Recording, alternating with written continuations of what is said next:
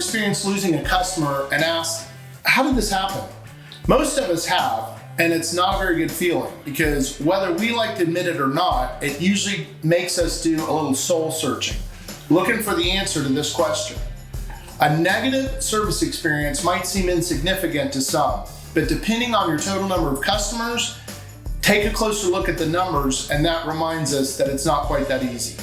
After a bad service experience, nearly 40% of customers will change the vendor that they're using, and almost 30% would post a negative online review of that service. More than 10% will tell colleagues, and 10% more will tell the media.